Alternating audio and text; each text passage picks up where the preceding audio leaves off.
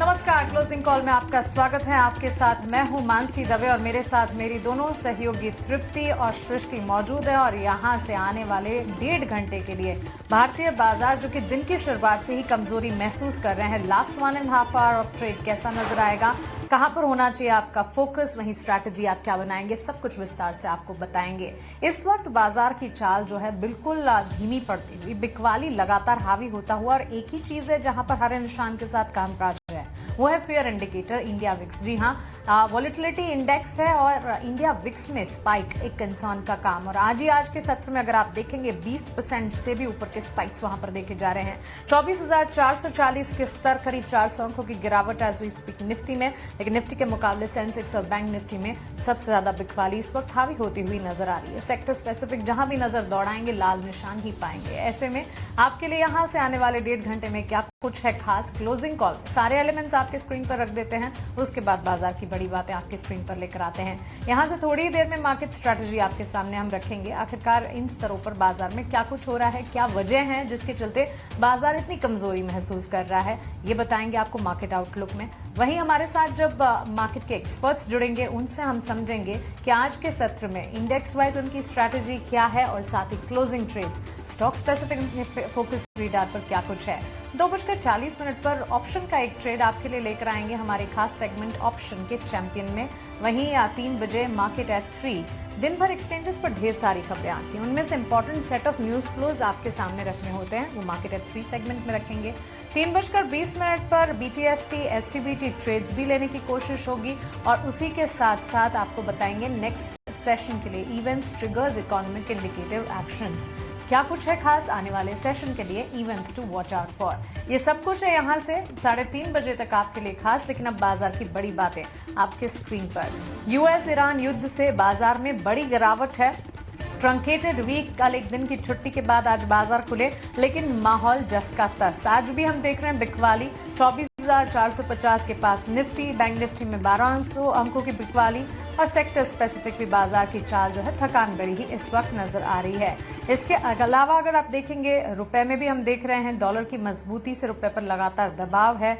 Intraday में dollar के मुकाबले रुपया जो है 92 रुपये 35 पैसे के रिकॉर्ड निचले स्तर पर फिसलता हुआ भी पाया गया है। सेक्टर स्पेसिफिक बाजार की तस्वीर अगर समझेंगे, metal, oil and gas, infra शेयरों में सबसे ज्यादा गिरावट हावी हो रही है।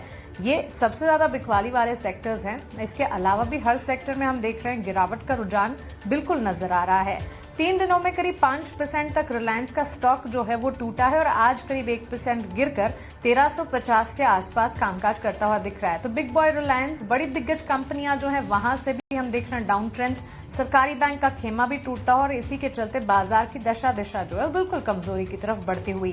बैंक्स एंड फाइनेंशियल्स में कमजोरी है, likes of HDFC bank, axis bank, ICICI bank, ये तमाम स्टॉक्स में हम देख रहे हैं बैंक रिलेटेड करीब 1 से 3% की गिरावट। गोल्ड फाइनेंसर्स चल रहे थे सेफ हेवन के तौर पर। जब बाजार में उथल पुथल होती है तब हम देखते हैं कि ज्वेलरी स्पेस है, गोल्ड, सिल्वर, बुलियन मार्केट चलते हैं और साथ गोल्ड फाइनेंसेस भी। लेकिन आज के सत्र में वहां पर भी गिरावट का रुझान है। चलिए आगे बढ़ेंगे और सृष्टि से जानते हैं कि आज बजिंग स्टॉक्स कहाँ हैं। सृष्टि, देखिए चैलेंजिंग तो है मार्केट और बजिंग स्टॉक्स टुवर्ड्स अपसाइड शायद कम ही होंगे, सेगमेंट सेक्टर्स ही होंगे जो हमारे फोकस रेडार पर होगा। क्या कुछ है आपके लिए खास? जी हाँ मानसी, कई सारे सेक्टर्स हैं जहां पर गिरावट हावी है और आज के 2 लीडिंग लूजर्स जो साबित हुए हैं वो है मेटल पैक, जिसमें स्टील कंपनीज खास तौर से आगे बढ़ती हुई नजर आ रही हैं। टॉप लूजर्स हैं फिलहाल मार्केट में, और साथ ही PSU बैंकों का खेमा। पर स्टील की बात करें तो आप स्क्रीन पे देख सकते हैं किस तरीके की बिकवाली हावी हुई है, चाहे वो सेल हो, टाटा स्टील, NMDC या जिंदाल स्टील। यहाँ पर जितनी भी जियोपॉलिटिकल सिचुएशन सामने आ रही है उससे कहीं ना कहीं मेटल पैक, जिसने हाल फिलहाल बहुत अच्छी दौड़ भी लगाई थी, वहां पर लगभग 5 से 7% का हम कट देख रहे हैं, जो कि काफी शार्प कट है। इसके अलावा आप देखिए PSU बैंक के शेयरों में गिरावट भी हावी होती हुई दिख रही है और ओवरऑल बैंक निफ्टी तो 1000 अंकों से ज्यादा टूटता हुआ नजर आया है, पर इसमें PSU बैंकिंग का खेमा जो है वो काफी आगे है। Bank of India, bank of Maharashtra, BOB, Indian bank, इन तमाम काउंटर्स में भी आज भारी प्रेशर हम देख पा रहे हैं। साथ ही साथ रियल्टी पैक भी नहीं बचा हुआ है। देखिए, one of the key under performance रहा है हाल फिलहाल। जो चाहे आप नतीजे ले लीजिए, प्री सेल्स डेटा ले लीजिए या फिर डिमांड आउटलुक, वो इतना एक्साइटिंग नहीं है। इसके बावजूद हर बार ये लगता है कि और कितनी गिरावट होगी रियल्टी पैक में, बट फिर भी मार्केट को अभी तक ये खेमे में ना कोई अपॉर्चुनिटी देख रहे हैं, और बल्कि हर उछाल में कहीं ना कहीं बिकवाली ही हावी होती हुई दिख रही है। बट इसके अलावा आज मिठास वाला सेक्टर सिर्फ एक ही साबित हो रहा है, वो है शुगर काउंटर्स। देखिए, जियोपॉलिटिकल सिचुएशंस तो है ही, बट एक फैक्टर जो कि अन्य शुगर कंपनीज को इम्पैक्ट कर रहा है वो है रिफाइनरीज, क्योंकि शुगर की one of the largest refineries जो है वो अरब देशों में जानी जाती है, और वहाँ पर उस रिफाइनरी का बंद होना कहीं ना कहीं भारतीय शुगर कंपनीज के लिए जो है ये फायदे का सौदा हो सकता है, और इसीलिए 6 से 9% का मूव इन तमाम काउंटर्स में आप ज़रूर देख सकते हैं। इसके अलावा स्टॉक स्पेसिफिक लिहाज से देखें तो आज पारस डिफेंस ये काउंटर रुकने का नाम नहीं ले रहा है, क्योंकि इन्होंने एक नई सब्सिडरी को शामिल करके सेमीकंडक्टर स्पेस में अपनी एंट्री की घोषणा की है, और 6.5% का उछाल पारस डिफेंस में आज आप आते हुए दिखेंगे। तो चलिए, ये तमाम काउंटर्स हैं, सेक्टर स्पेसिफिक एक्शन हम भरपूर देख रहे हैं, बट अब सवाल यही खड़ा होता है कि कहाँ पर है आपके लिए मौके, और किधर क्या होनी चाहिए आपकी स्ट्रैटेजी अगले 1.5 घंटे के लिए। आइए अब इसी का इस सवाल का जवाब जानते हैं हमारे एक्सपर्ट से। स्वागत करेंगे प्रदीप हल्दर और साथ ही हरीश जुजारे का। ये दोनों अभी फिलहाल हमारे साथ मौजूद हैं। Good afternoon. एंड प्रदीप, सबसे पहले एक बार मार्केट पे आपका नजरिया, बहुत ही हल्की रिकवरी का अटेम्प्ट निचले स्तरों से, क्या मायने हैं इसके? जी hi, very good afternoon to you and all the panelist को।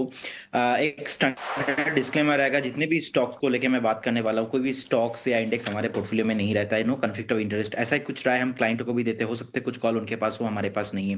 देखिए, मार्केट बेसिकली जिस तरीके से एक वॉर सिचुएशन चल रहा है, हमें लग रहा है कि कहीं ना कहीं आज 24,000 जो 300 का एक सपोर्ट लिया है, इनफैक्ट यहाँ पे टेक्निकली भी देखा जाए तो एक ट्रिपल बॉटम फॉर्मेशन चार्ट में है।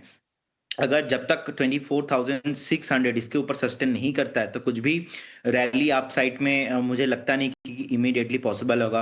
और जिस तरीके का सिचुएशंस हुआ है, इससे पहले भी हमने देखा था वॉर के टाइम पे, जब 1980 से 1988 तक चला था, ऑलमोस्ट 8 साल तक ईरान एंड इराक का वॉर चला था।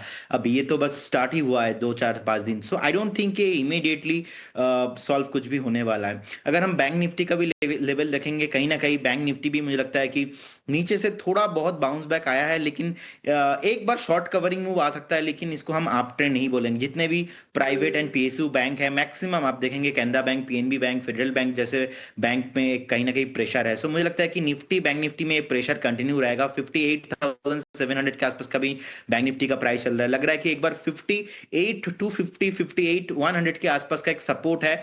जब तक इसके ऊपर है तब तक आपको 1 से 2 दिन थोड़ा बहुत यहाँ से बाउंस बैक आते हुए दिखाई दे सकते हैं, लेकिन प्रेशर मार्केट में ओवरऑल नेगेटिव साइड पे ज्यादा लग रहा है, और इसीलिए बहुत ही stock specific and sector specific हमें प्ले करना है।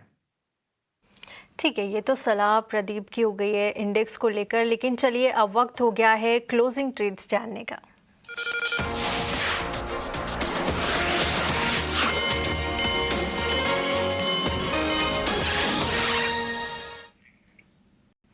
प्रदीप, आपसे ही शुरुआत करते हैं, क्या ट्रेड्स रहेंगे आपके आज के लिए? Hi Deepti, good afternoon. So good afternoon. Basically coal India मेरा फर्स्ट ट्रेड रहेगा। कहीं ना कहीं कोल इंडिया पे हमने देखा था कि 390 से एक ब्रेकआउट आया था, उसके बाद मार्केट नीचे आया, इतना ज्यादा सेलिंग प्रेशर आया। कोल इंडिया में कुछ भी सेलिंग प्रेशर नहीं आ रहा है। सो कहीं ना कहीं स्ट्रेंथ मेंटेन है, और अभी बाई ऐसे सेक्टर, ऐसे स्टॉक्स पे करना चाहिए जहां पे already buyers and strength already continue है। सो कहीं ना कहीं बाई करने का सलाह रहेगा। यहाँ पे एक स्टॉप लॉस मेंटेन करने का सलाह रहेगा 423। पहला टारगेट यहाँ पे ऑलमोस्ट 442 एंड सेकंड टारगेट आपको 450 का बहुत ही शॉर्ट टाइम में आता हुआ दिखाई देंगे। सेकंड जो कॉल है मेरा वो रहेगा बलरामपुर चीनी। शुगर स्टॉक्स में हमने देखा एक स्पाइक, और मुझे लगता है कि अभी डे 1 है, ये आने वाला 3 से 4 दिन शुगर स्टॉक्स में भी कहीं ना कहीं मेंटेन रहने वाला है अप ट्रेंड। सो 494 के आसपास का फर्स्ट टारगेट रहेगा, और सेकंड टारगेट रहेगा ऑलमोस्ट 510। एक स्टॉप लॉस आपको 468 पे मेंटेन करना चाहिए, और 510 एक टारगेट के लिए नेक्स्ट 4 से 5 दिन का व्यू लेके चलना चाहिए। यहाँ पर कोल इंडिया एंड बलरामपुर चीनी पर आप नज़र रखें। कोल इंडिया में 442 पहला टारगेट अगर वो ब्रीच होता है तो 450 तक के टारगेट्स आपको आते हुए मिलेंगे। स्टॉप लॉस आपको मेंटेन करना होगा 423 रुपये का। इसके अलावा बलरामपुर चीनी भी आज पसंद आ रहा है और यहाँ पर 494 का पहला टारगेट रहेगा। उसके अलावा 510 तक के टारगेट्स भी आपको आते हुए नजर आएंगे, लेकिन एक स्टॉप लॉस आपको मेंटेन करना होगा 468 रुपये का। तो अपनी रडार पर रखिए कोल इंडिया और बलरामपुर चीनी। चलिए आगे बढ़ेंगे और हरीश जी से भी समझ लेते हैं उनके ट्रेडिंग कॉल्स क्या रहेंगे आज के लिए। जी बिल्कुल, आज के ट्रेडिंग कॉल्स रहेंगे दो। मेरा एक बाय का और एक सेल का रहेगा। तो पहले बाय का देखते हैं तो नेशनल एल्यूमिनियम में बाय रहेगा, क्योंकि जिस तरीके से एल्यूमिनियम प्राइस में स्पाइक होते नजर आ रहे हैं और आज के ट्रेडिंग सेशन में देखा है तो नेशनल एल्यूमिनियम के स्टॉक प्राइस भी सस्टेन होते हुए नजर आ रहा है और जिस तरीके से वॉल्यूम्स के साथ आज होल्ड कर रहा है तो मुझे लग रहा है कि आने वाले दिनों में एक अच्छा मूव देखने मिल सकता है। नेशनल एल्यूमिनियम स्टॉक्स में खरीदने की राय रहेगी करंट लेवल से भी। सो टारगेट्स बनेंगे शॉर्ट टर्म के लिए 390 और 400 का। स्टॉप लॉस मेंटेन करना चाहिए 348 का नेशनल एल्यूमिनियम में। और दूसरा स्टॉक रहेगा बैंक्स में, बैंकिंग से जो कि सेल है, जो एयू स्मॉल फाइनेंस बैंक में सेल के राय रहेगी। जहाँ पे हमने देखा है तो टेक्निकली सेटअप पे एक क्लियरली एक डबल टॉप ब्रेकडाउन दिया था कल के ट्रेडिंग सेशन में। आज कंसोलिडेट कर रहा है, मुझे लग रहा है कि यहाँ पे डाउन टेक देखने मिल सकता है आने वाले दिनों में। तो सेल करने की राय रहेगी एयू स्मॉल फाइनेंस बैंक में और टारगेट्स बनेंगे 900 और 880 के लिए सेल कर सकते हैं और स्टॉप लॉस मेंटेन करना चाहिए 970 का।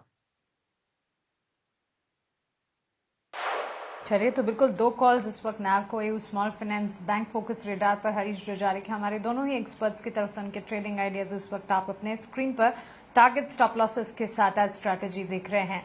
बाजार में लगातार कह सकते हैं कि 3 सेशन से बिकवाली का दौर जारी है। शुक्रवार के सेशन को याद कीजिएगा तो वहां पर भारी बिकवाली थी, उसके बाद बिल्कुल राहत नहीं मिल पाई। शनिवार को जब ये वॉर की खबर आती हुई दिखी यूएस और ईरान के बीच और उसके बाद एक के बाद एक बाजार सोमवार से जो ढहते हुए नजर आए। ट्रंकेटेड वीक, कल का सत्र छुट्टी थी बाजार में, बावजूद इसके आज भी सेंटिमेंट्स इसी की तरह बिकवाली की तरफ इशारा करते हुए।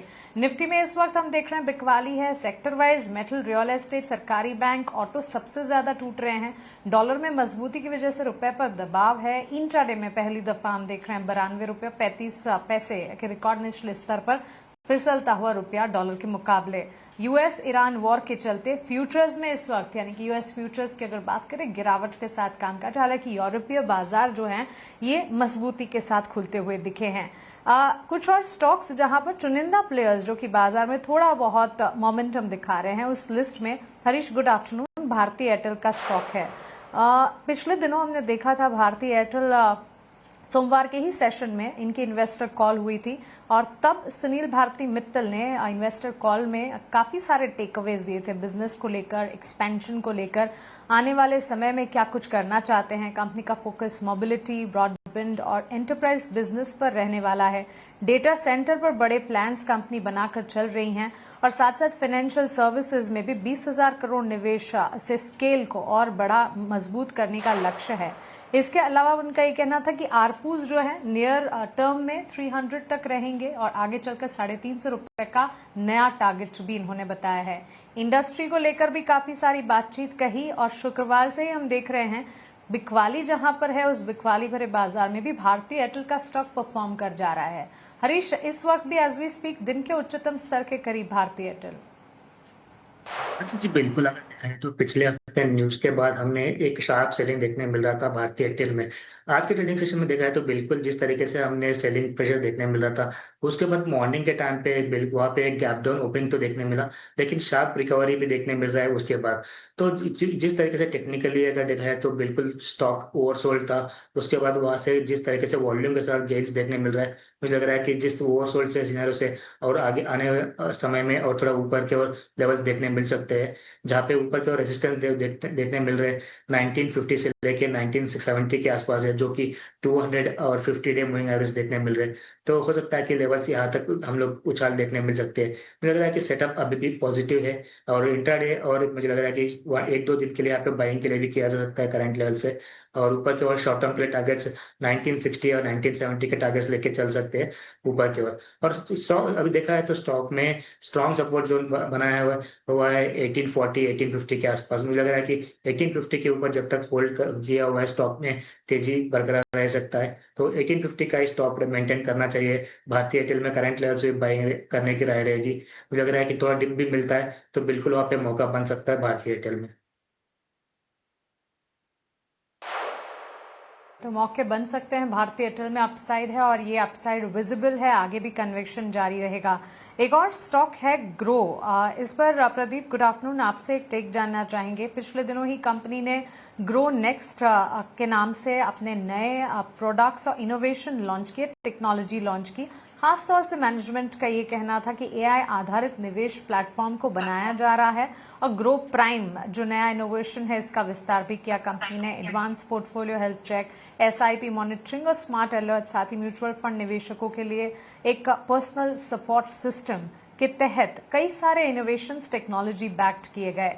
ताजे रिपोर्ट जेपी मॉर्गन की ग्रो पर है। इनका ये मानना है कि बड़ा lucrative Indian consumer internet platform है Groww, one of the most lucrative platforms, और इसी के चलते करंट लेवल से 30% अपसाइड जेपी मॉर्गन की रिपोर्ट एक्सपेक्ट करके चल रही है। अब गिरावट लगातार दिखा रही है स्टॉक, लेकिन ब्रोकरेजेस का अगर माने तो कन्विक्शन लगातार जारी है। क्या आपको भी लगता है यहां से इनफैक्ट इस गिरावट में एंट्री अपॉर्चुनिटी बनती है और फर्दर अपसाइड दिखेगी? जी बिल्कुल, मुझे भी लगता है कहीं ना कहीं अप ट्रेंड कंटिन्यू रहने वाला है। अगर हम ग्रो का ही बात करेंगे, अभी पहले एक जमाना था, उस जमाने में ट्रेडिशनल जो ब्रोकर है उनका जमाना था। अभी देखेंगे डिस्काउंट ब्रोकर ही चल रहा है मार्केट में। अभी डिस्काउंट ब्रोकर में ग्रो बहुत ही प्रोमिनेंट है। इनफैक्ट क्लाइंट बेस में भी देखेंगे नंबर 1 कंपनी है। सो जब आईपीओ आया था, आईपीओ आने के बाद लगातार 115 120 के आसपास एक सपोर्ट लेने के बाद जो हाई लगा के आया था ऑलमोस्ट 192 191 के रेंज पे, उसके बाद थोड़ा बहुत नीचे आ गया। अब एक तरफा तो चलेगा नहीं, कैपिटल मार्केट ओवरऑल ग्रोइंग है। अगर एनएससी का डेटा भी देखेंगे 24-25 करोड़ के आसपास का रजिस्टर्ड इन्वेस्टमेंट जो है इन्वेस्टर्स इंडियन मार्केट में है। सो कहीं ना कहीं मुझे लगता है कि ये ओवरऑल जो कैपिटल मार्केट सेगमेंट है ये बहुत ही प्रोमिनेंट है और ग्रोइंग है। और जिस तरीके का ग्रो का हमने देखा ओवर द लास्ट 4 से 5 सालों में फिनेंशियल्स ग्रो हुआ है। सो आई डोंट थिंक कि ऐसे आपको ज्यादा नीचे मिलेंगे। सो 132 130 के रेंज पे आपको एक स्टॉप लॉस मेंटेन करना चाहिए और बिल्कुल पोजीशन अगर आपके पास ऑलरेडी है तो बने रहिए। यहाँ से टारगेट आपको 192 का आते हुए दिखाई देंगे। 192 क्रॉस होने के बाद भी मैं बहुत ही बुलिश हूँ। हमें लगता है कि 240 250 तक भी आपको अगर मिनिमम 12 से 15 मंथ का टाइम देंगे तो आपको आते हुए दिखाई देंगे। सो बिल्कुल होल्ड करने का सलाह रहेगा। ग्रो को इन स्तरों पर होल्ड कर सकते हैं, बट एक बार मार्केट पे भी नजर डाल लीजिए क्योंकि निचले स्तरों से पिछले 5 से 10 मिनटों में एक अच्छा स्पाइक आते हुए हमने देखा है। अब आप देखेंगे तो निफ्टी 24,500 के भी ऊपर जा चुका है, क्योंकि आज देखिए 24,300 भी बचेगा या नहीं ये भी कहना थोड़ा मुश्किल हो गया था। इसके अलावा जहां पर निफ्टी बैंक एक पॉइंट पे 1300 अंकों की गिरावट दिखा रहा था, वो अब 860 अंकों की गिरावट दिखा रहा है। तो आप कह सकते हैं 400-500 अंकों की रिकवरी निचले स्तरों से है। निफ्टी और निफ्टी बैंक में अगर हम एक बार रिकवरी दिखा पाएं तो जी हाँ, एक स्पाइक आता हुआ निचले स्तरों से। देखते हैं कि कितना कंटिन्यू होता है। अभी भी 1 घंटे से ज़्यादा बचा है मार्केट बंद होने में, बट ग्लोबल बाजारों में डाउ जोन्स भी काफ़ी अच्छी तरीके से रिकवर हुए हैं, तो उनको भी लगातार आप ट्रैक करते रहिए, क्योंकि 200 अंकों की गिरावट थी डाउ जोन्स फ्यूचर्स में। थोड़ी देर पहले तक वो लगभग सपाट हो चुका था, तो देखते हैं कि वहाँ से कितना सपोर्ट मिलता है। बट इसके अलावा कई सारे काउंटर्स जो कि ऊपर आ रहे हैं। हरीश, उनमें से एक काउंटर है पीबी फिनटेक, आज एफएनओ के टॉप गेनर्स में शामिल है। और मैं देख रही थी कि जी हाँ, हाल फिलहाल कमीशन चार्जेस को लेकर उसकी चिंताओं को लेकर भारी पिटाई हुई है इस काउंटर की। बट मंडे के सत्र में भी कहीं ना कहीं ये स्टॉक ऊपर था, आज भी 1% की तेजी दिखा रहा है। क्या लगता है, इन स्तरों पे अट्रैक्टिव लग रहा है पीबी फिनटेक? अगर देखा है तो देखिए पीबी फिनटेक में लगातार एक सेलिंग देखने मिल रहा है। अभी भी मुझे लग रहा है कि थोड़ा कंसोलिडेशन में ही है। कोई मेजर स्ट्रॉन्ग सपोर्ट अभी दिखाई नहीं दे रहे चार्ट्स के ऊपर। हो सकता है कि थोड़ा टाइम कंसोलिडेशन में ही रह सकता है, तो फिलहाल के लिए थोड़ा अवॉइड करना चाहिए, थोड़ा वेट एंड वॉच करनी चाहिए। और जिस तरीके से कंसोलिडेशन देखने मिल रहा है और वॉल्यूम के साथ भी कुछ मेजर मूव्स देखने नहीं मिल रहे, हो सकता है कि थोड़ा कंसोलिडेशन में रह सकता है। तो मुझे फिलहाल के लिए मैं अवॉइड करने की राय दूंगा इस स्टॉक में फिलहाल के लिए। ऑलराइट, तो चलिए अभी के लिए अवॉइड करके चले पीबी फिनटेक। अभी भी इतना बढ़िया रीबाउंड नहीं है जिसमें कि आप एंटर कर सकते हैं, पर कोल इंडिया बन चुका है निफ्टी का टॉप गेनर। और आपको याद होगा हमने सुबह भी इस काउंटर की चर्चा की थी, क्योंकि देखिए जिस तरीके की एनर्जी क्राइसिस सामने आ रही है, अलग अलग मीन्स जो हैं आपको तलाशने ज़रूर होंगे। और अगर नेशन की एनर्जी सिक्योरिटी पे बात आ जाती है तो कहीं ना कहीं थर्मल का भी सहारा लेना होगा। और हमने सुबह भी इस चीज़ का जिक्र किया था। और प्रदीप, कहीं ना कहीं अभी भी ये स्टॉक डे हाई के आसपास अपने आप को होल्ड करने में कायम है, बट क्या इन स्तरों पे और भी अच्छा लग रहा है? क्योंकि मैं देख पा रही थी 440 के आसपास कई बार इसने रेजिस्टेंस फेस किया है। आपकी रीडिंग?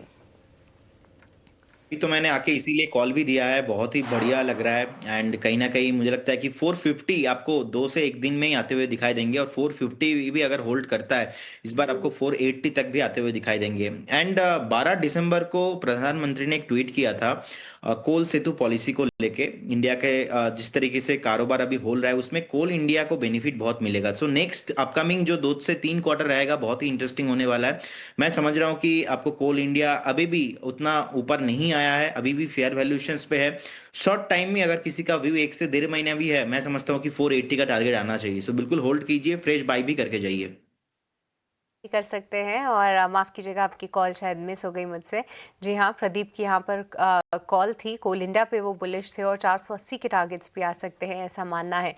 पर चलिए फिलहाल इसी के साथ वक्त चला एक छोटे से ब्रेक। आप कहीं में जाएगा, ब्रेक के उस पार तमाम स्टॉक्स और सेक्टर्स पर चर्चा जारी रहेगी। हमारे एक्सपर्ट्स भी हमारे साथ बने हुए हैं।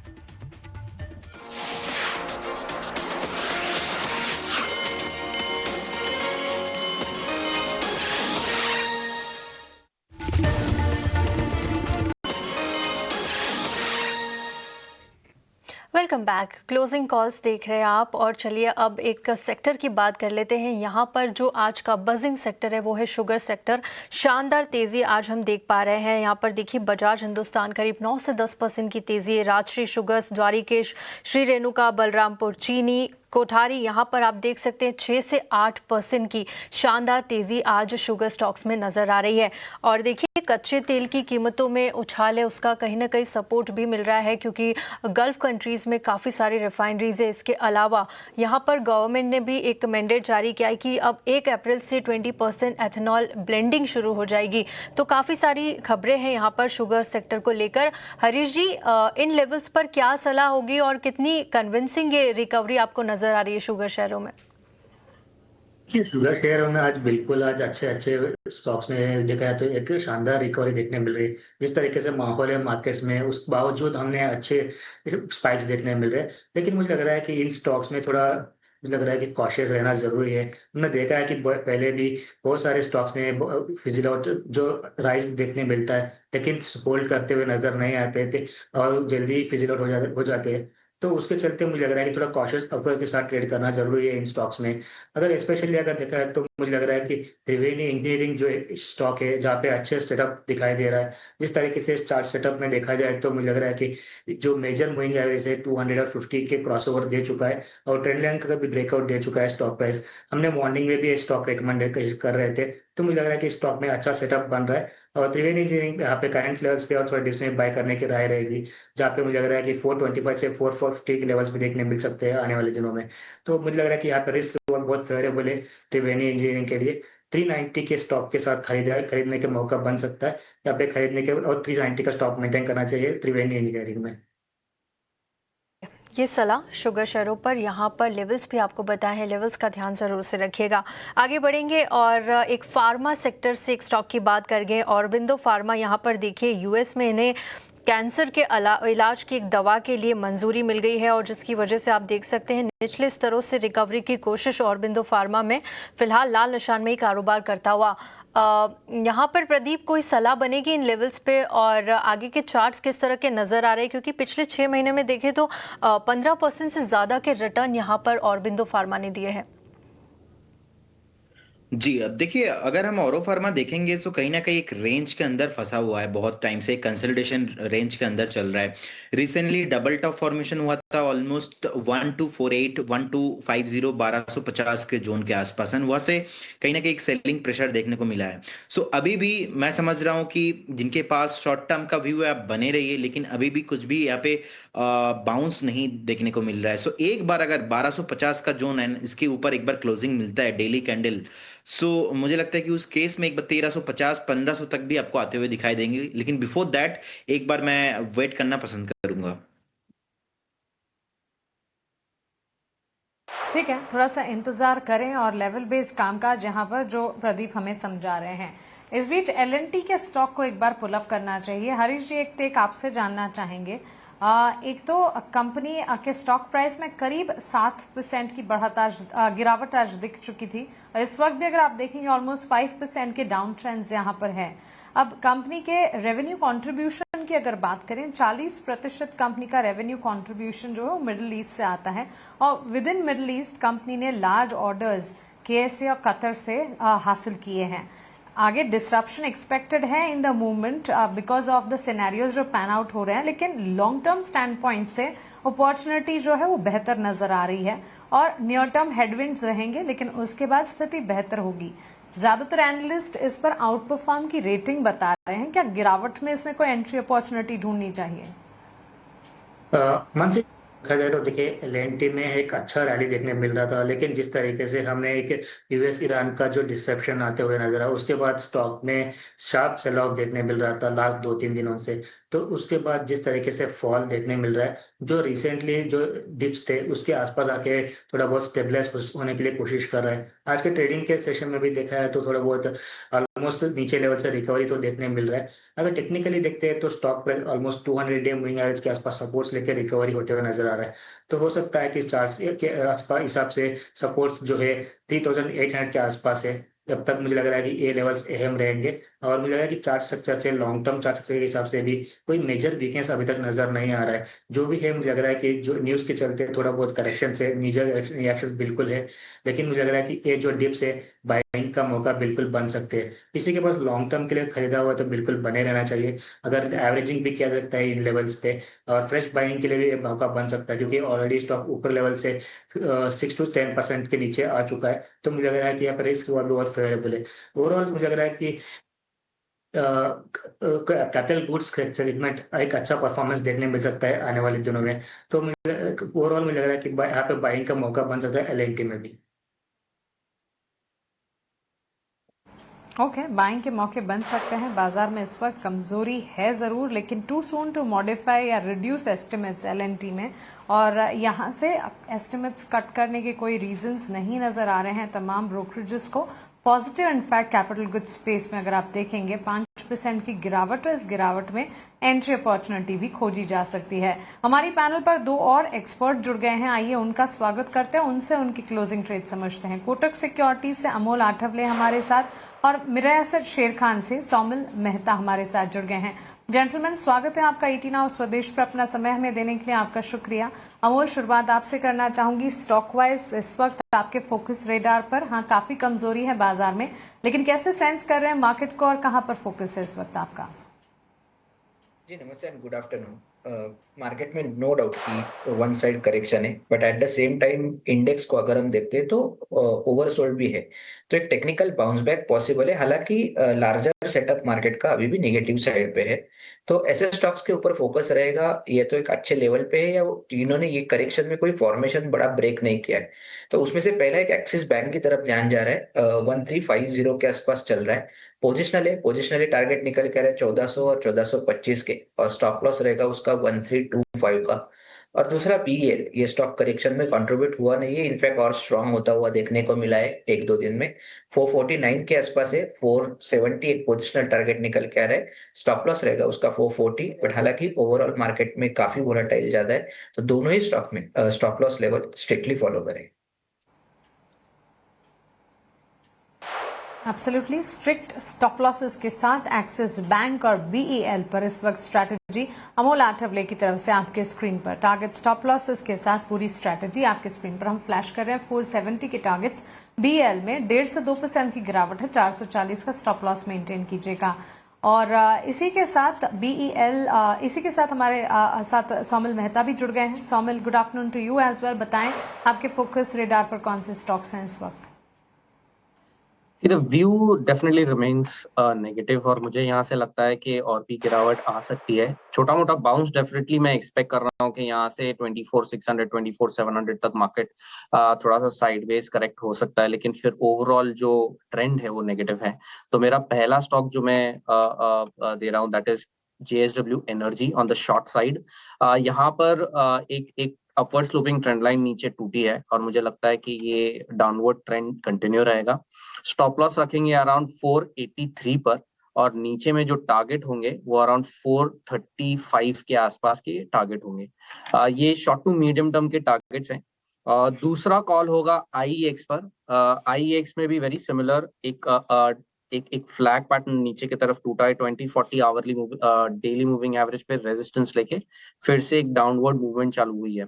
मुझे लगता है यहाँ पर जो ये मीडियम टर्म का जो ट्रेंड है जो कंटिन्यू हो रहा है वो इसमें शार्प डिक्लाइंस भी देखे जा सकते हैं। टारगेट्स होंगे 112 के और स्टॉप लॉस होगा 121 पर। ऑलराइट, तो चलिए IEX यहाँ पर अभी भी नजरिया इंटैक्ट, इन सभी काउंटर्स पर ध्यान जरूर रखेंगे।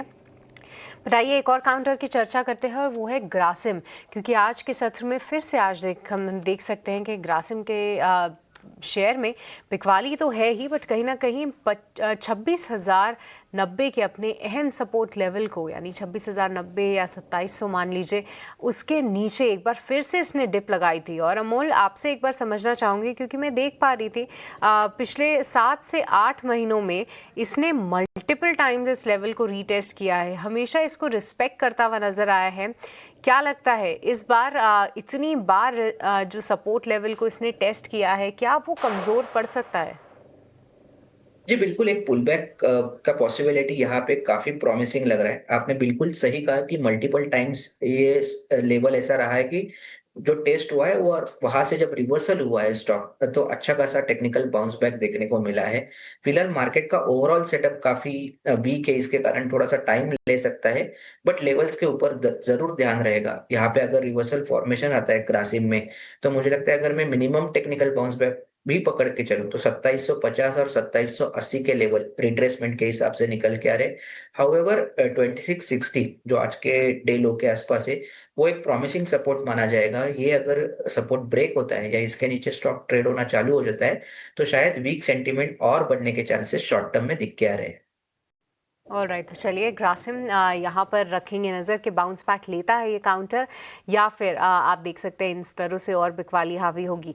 बट एक और काउंटर जिसकी चर्चा करेंगे और वो है SBI लाइफ, क्योंकि देखिए अभी तक लाइफ इंश्योरेंस कंपनीज जो हैं इस मार्केट सेल ऑफ में पार्टिसिपेट नहीं कर रही थी, पर आज के सत्र में फिर से हम देख रहे हैं भारी प्रेशर दोनों ही स्टॉक्स में। और एक बार हरीश जी आपका व्यू लेना चाहेंगे। SBI life one of the top losers है फिलहाल निफ्टी 50 में, क्या लगता है इन स्तरों से और कमजोर होगा? अगर देखा जाए तो SBI लाइफ लास्ट कुछ दिनों से कंसोलिडेट कर रहा था। रिसेंटली एक नया हाई भी बनाया था, लेकिन ऊपर लेवल पे टिक नहीं पाया, उसके बाद सेल ऑफ देखने मिल रहा है। तो मुझे लग रहा है कि अभी भी सेटअप इतना कुछ वीकनेस नहीं नजर आ रहा है। अभी भी 200 डे मूविंग एवरेज जो है 1900 के आसपास है। हो सकता है कि इस लेवल से थोड़ा बहुत सपोर्ट्स लेके रिकवरी देखने मिल सकता है। तो किसी के पास लॉन्ग है तो 1900 का स्टिक स्टॉप लॉस मेंटेन करना चाहिए, कि जब तक 200 डे मूविंग एवरेज के ऊपर टिका हुआ है, मुझे लग रहा है कि ओवरऑल सेटअप अभी भी पॉजिटिव रह सकता है। और ऊपर के लेवल देखा जाए तो 2000 से लेकर 2050 के आसपास रेजिस्टेंस जोन है शॉर्ट टर्म के लिए। तो 1900 के स्टॉप लॉस के साथ बने रह सकते हैं। अगर थोड़ा डिप मिलता है तो 1900 का ही स्टॉप के साथ फ्रेश बाइंग भी की कोशिश भी किया जाता है ट्रेडिंग के पर्सपेक्टिव के हिसाब से, और टारगेट्स बनाएंगे 2000 से लेकर 2050 का शॉर्ट टर्म के लिए। ये निचले स्तरों पर खरीदारी का ही सोच है। अगर बात हो SBI लाइफ की, 1900 के स्टॉप लॉस के साथ आप बने भी रह सकते हैं अगर आपकी एग्जिस्टिंग पोजीशन है तो। चलिए फिलहाल इसी के साथ वक्त हो चला एक और छोटे से ब्रेक का, आप कहीं मत जाएगा, ब्रेक के उस पार हम जल्द लौटेंगे।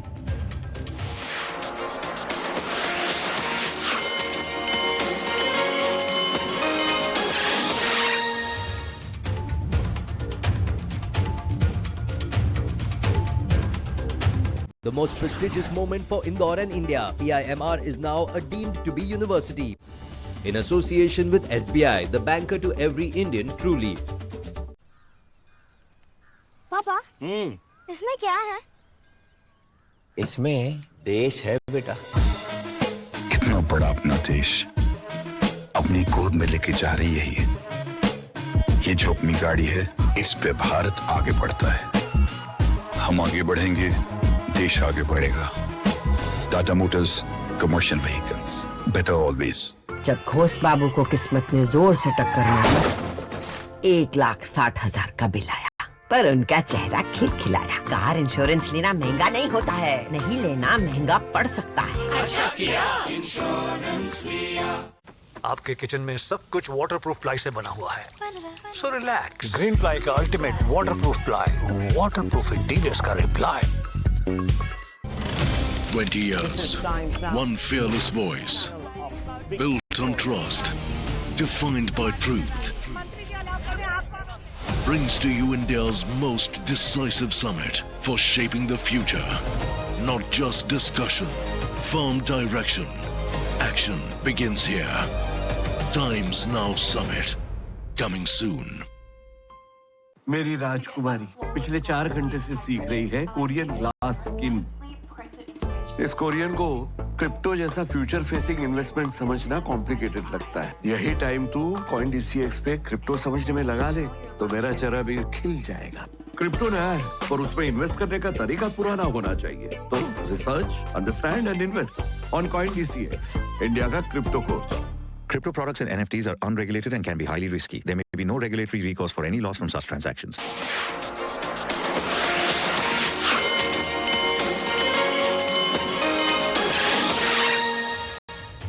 Welcome back. क्लोजिंग कॉल्स देख रहे हैं आप, जहां पर हम लगातार स्टॉक स्पेसिफिक भी चर्चा कर रहे हैं। और चलिए एक और काउंटर की बात कर लेते हैं, पारस डिफेंस की यहाँ पर बात करेंगे।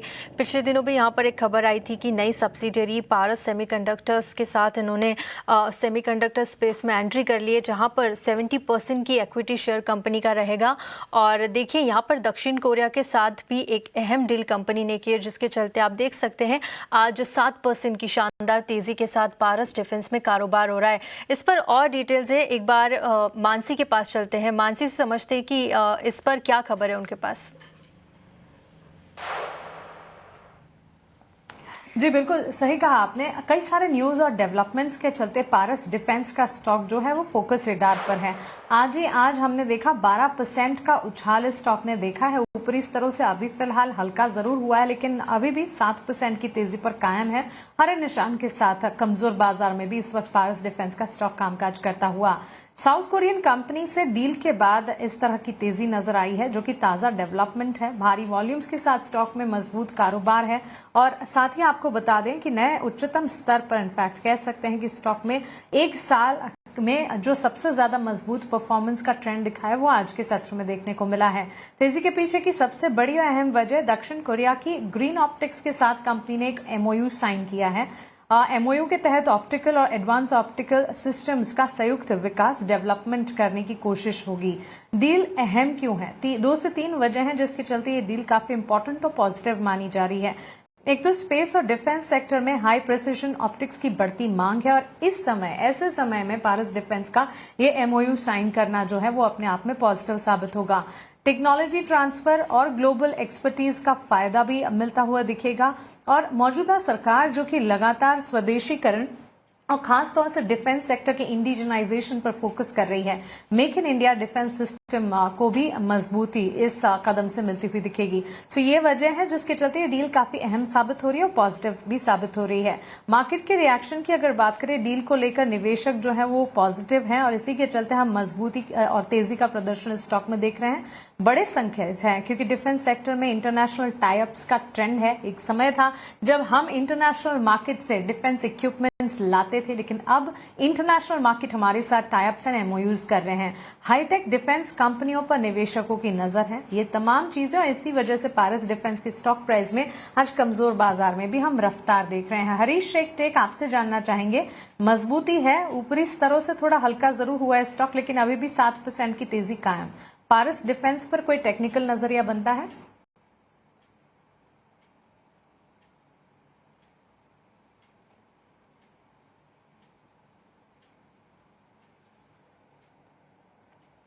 हरीश, क्या आप मुझे सुन पा रहे हैं? ये सवाल आपसे है, पारस डिफेंस पर आपका नजरिया। हाँ मानसी जी, बिल्कुल। देखिए, अगर देखा जाए तो टेक्निकली अगर प्रोस्पेक्टिव जैसे आपने बताया, बिल्कुल जो भी है चीज़ें फंडामेंटल रीजन की वजह से बिल्कुल स्टॉक में सब चीज़ें बेहतर बैठ रहे हैं। और दूसरा चीज़ ये है कि टेक्निकली भी देखा जाए तो स्टॉक प्राइस स्ट्रॉन्ग सपोर्ट लेके चल रहा था 600 के आसपास, और बेस भी वही के आसपास बना हुआ है। तो लगातार एक कंसोलिडेशन के बाद रिसेंटली एक ब्रेकआउट दिया है स्टॉक ट्रायंगल का, और आज के ट्रेडिंग सेशन में 200 डे के मूविंग एवरेज के ऊपर ट्रेड कर रहा है। तो मुझे लग रहा है कि क्लियरली एक हाई टॉप हायर बॉटम के साथ और एक ट्रायंगल ब्रेकआउट के साथ आज का पैटर्न का ब्रेकआउट दे चुका है स्टॉक प्राइस, और वॉल्यूम के साथ आज का ब्रेकआउट है। तो मुझे लग रहा है कि इस स्टॉक में एक अच्छा तेजी देखने मिल सकता है। लेकिन स्टॉक जिस तरीके से मार्केट से कंडीशन से, तो बेहतर रहेगा कि थोड़ा डिप्स के लिए वेट किया जा सकता है। अगर डिप मिलता है ऑलमोस्ट 680 से लेके 670 के आसपास, वहाँ पे खरीदने का मौका बन सकता है स्टॉक में। और मुझे लग रहा है कि जल्दी स्टॉक में ऊपर के ओर 780 से लेके 790 के लेवल्स देखने मिल सकते हैं। तो ओवरऑल सेटअप पॉजिटिव है, लेकिन मार्केट कंडीशन के चलते में मेरा सुझाव यही रहेगा कि डिप्स में खरीदने का मौका ढूंढे स्टॉक में। ठीक है, इस शेयर में बाय ऑन डिप्स की रणनीति बनाइए। कोई डिप मिलता है तो आप वहां से बाय करके चल सकते हैं। ओवरऑल यहाँ का जो ट्रेंड है पारस डिफेंस का, वो पॉजिटिव नजर आ रहा है। चलिए आगे बढ़ेंगे और एक और मेहमान का स्वागत करेंगे। इस वक्त हमारे साथ अविनाश गोरक्षकर जुड़ चुके हैं। अविनाश जी, बहुत बहुत स्वागत है आपका 18 हाउस स्वदेश पर। और सबसे पहले आपकी राय जानना चाहेंगे, इस वक्त बाजार पर देखिए लगातार बिकवाली यहाँ पर हावी हो रही है। आगे का ट्रेंड किस तरह से नजर आ रहा है? क्योंकि जो तमाम चिंता है, जियोपॉलिटिकल टेंशन है, वो तो यहाँ पर लगातार बरकरार है। इस वक्त बाजार पर आपकी क्या राय होगी? मेरे ख्याल से देखिए, मार्केट में जो गिरावट आई है वो मोरलेस एक्सपेक्टेड लाइंस पे है। और देखिए, जब बाजार में पूरी तरह से बिकवाली होती है तभी नॉर्मली इन्वेस्टर्स दूर रहते हैं। लेकिन मुझे लगता है कि ये बहुत अच्छा मौका है अगर किसी को लॉन्ग टर्म पोर्टफोलियो बनाना है, क्योंकि देखिए कोई भी वॉर लंबे समय तक चलेगी नहीं। आई थिंक काफी लोग ये मानते हैं कि ईरान का जो वॉर चालू हो गया है वो हो सकता है कि 15, 20, 25, 30 दिन में खत्म हो। और अगर ज्यादा लंबा भी चले तो भी डेफिनेटली मुझे लगता है कि कहीं ना कहीं आपको वैल्यू ढूंढने की अपॉर्चुनिटी अभी मिलेगी। तो मेरे ख्याल से ऐसी कंपनीज आपको ढूंढनी है जहाँ का जिनका जिनका डोमेस्टिक मार्केट ज्यादा बड़ा है और जो कम से कम 5-10 साल कंफर्टेबली अपना बिजनेस कंटिन्यू करेंगी, वॉर हो या ना हो। तो उसमें मुझे लगता है कि जो होटल सेक्टर है, उसके बाद जो कैपिटल मार्केट इंटरमीडिएट है जैसे एनएसडीएल है, सीएसडीएल है, सीडीएसएल है, मुझे लगता है कि देखिए ऐसी कंपनीज में जब आपको गिरावट मिलती है तभी आपको मौका छोड़ना नहीं चाहिए। हालांकि देखिए शॉर्ट टर्म में थोड़ा अंडर परफॉर्मेंस जरूर रहेगा, लेकिन लॉन्गर टर्म में मुझे लगता है कि हमने हिस्ट्री ने हमको सिखाया है और एम्पेरिकल एविडेंस है कि जब भी आपने ऐसे मौके पे खरीदी की है तो जब बाउंस बैक आता है तब अल्फा बहुत अच्छा तरीके से बनता है। तो मेरे ख्याल से आई थिंक जो थोड़ा हाई रिस्क एपिटाइट वाले इन्वेस्टर्स है उनको थोड़ा थोड़ा तो एटलीस्ट 20-25% अपने फंड्स डिप्लॉय करने चाहिए। हालांकि पूरा पैसा डिप्लॉय ना करे, पर डेफिनेटली इस गिरावट का मौका जरूर बेनिफिट ले ले, क्योंकि जब बाउंस बैक भी आएगा तो वो काफी बड़ा होगा और सेंटीमेंट ओवरनाइट बदलने में टाइम लगेगा। बिल्कुल, तो इस गिरावट को एक अपॉर्चुनिटी के तौर पर देखें और काफ़ी सारे सेक्टर्स पर भी बुलिश नज़रिया यहाँ पर अविनाश जी ने बताया है, वहाँ पर आप अपना इन्वेस्टमेंट लगा सकते हैं। तो मौके के तौर पर आप इसे ले सकते हैं, क्योंकि एक बाउंस बैक भी आएगा तो वो भी यहाँ पर एक बड़ा आने वाला है। आगे बढ़ेंगे और एक और सेक्टर की बात करेंगे। अविनाश जी, आपसे ही एक सवाल रहेगा। लगातार हम देख रहे हैं कि ये जितनी भी टेंशन चल रही है उसका जो एक इम्पैक्ट है वो एविएशन सेक्टर पर भी देखने को मिल रहा है। कई सारी फ्लाइट यहाँ पर रद्द हो गई है, चाहे वो स्पाइस जेट की हो, इंडिगो की बात करें या फिर एयर इंडिया की बात करें। आप इस सेक्टर को किस तरह से देख रहे हैं और क्या इन लेवल्स पर कहीं कोई रणनीति बनाना चाहिए? किस तरह का फंडामेंटल्स आपको नजर आ रहे हैं फिलहाल? नहीं, देखिए मेरे ख्याल से एविएशन सेक्टर डायरेक्टली इम्पैक्टेड है, क्योंकि क्रूड के कीमतें अभी $80 के ऊपर गए हैं। मुझे लगता है कि देखिए जिस प्रकार से अभी ये वॉर चालू हो चुका है और जिस प्रकार से मिडिल ईस्ट भी इस वॉर में अभी फंस चुका है, हो सकता है कि आने वाले दिनों में क्रूड का प्राइस और थोड़ी तरह से चढ़े। क्लियरली मुझे लगता है कि जो लॉजिस्टिक है, सप्लाई लॉजिस्टिक है, वो भी अभी थोड़ा सा प्रेशर में आ रहा है, क्योंकि ईरान के थ्रू काफी ऑयल ट्रांसपोर्ट होता था मेरे ख्याल से आउटसाइड मिडिल ईस्ट। तो इन द नियर टर्म हो सकता है कि एविएशन स्टॉक्स पे प्रेशर रहे। मुझे लगता है कि इमीडिएटली डेफिनेटली खरीदने का मौका आई थिंक आपको थोड़ा सा होल्ड पे रखना चाहिए, क्योंकि कंडीशंस बहुत वोलेटाइल है और बहुत ही फ्लूइड है। अगर 8-10 दिनों में और थोड़ा क्रूड बढ़ता है तो इमीडिएट इम्पैक्ट इसका एविएशन सेक्टर पे आएगा। फ्लाइट्स का तो डेफिनेटली लॉस है, लेकिन जो ऑपरेटिंग कॉस्ट है वो भी मेरे ख्याल से 60-65% क्रूड ऑयल का खर्चा होता है। तो मेरे ख्याल से देखिए जिनके पास है वो होल्ड करें, बट डेफिनेटली फ्रेश बाइंग के लिए थोड़ा इंतजार करें। लिए फ्रेश बाय के लिए थोड़ा सा इंतज़ार करिए जब बात होती है इंटरग्लोब एविएशन की। पर चलिए अब आगे बढ़ेंगे और समझेंगे कि ऑप्शन में क्या होनी चाहिए आपकी कमाई की रणनीति, और रुक करेंगे हमारे अगले सेगमेंट ऑप्शंस के चैंपियन का।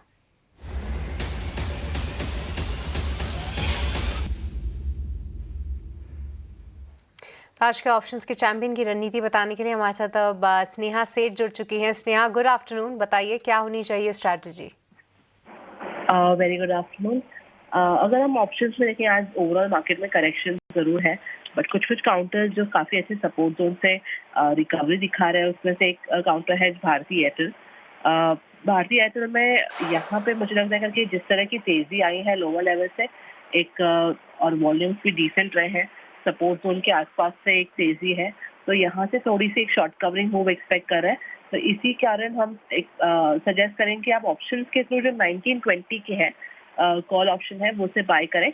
44-45 के रेंज में से बाय करना रहेगा। स्टॉप लॉस 35 का लगाना है, टारगेट 65 का रहेगा। As per the target and stop loss mention, maximum risk involve है 4700 का और प्रॉफिट पोटेंशियल रहेगा अराउंड 9500 तक का। ऑलराइट, तो चलिए यहाँ पर भारती एयरटेल की आप कॉल ऑप्शन खरीद सकते हैं। 1920 की कॉल ऑप्शन आप खरीद सकते हैं, उससे जुड़े स्टॉप लॉस और टारगेट प्राइस आपकी स्क्रीन पर भी दिए गए हैं। स्नेहा, बहुत बहुत शुक्रिया आज आपने समय निकाला और ये ऑप्शन की कॉल हमसे साझा की। पर हम अपने दर्शकों को ये भी बता दें कि 10 में से 9 लोगों को एफएनओ सेगमेंट में नुकसान ही होता है और ऑन एन एवरेज ये नुकसान 1 लाख रुपए का होता है और उसके अलावा भी आपको तमाम ट्रांजैक्शन चार्जेस भी देने होते हैं, तो इसको ध्यान में ज़रूर रखें।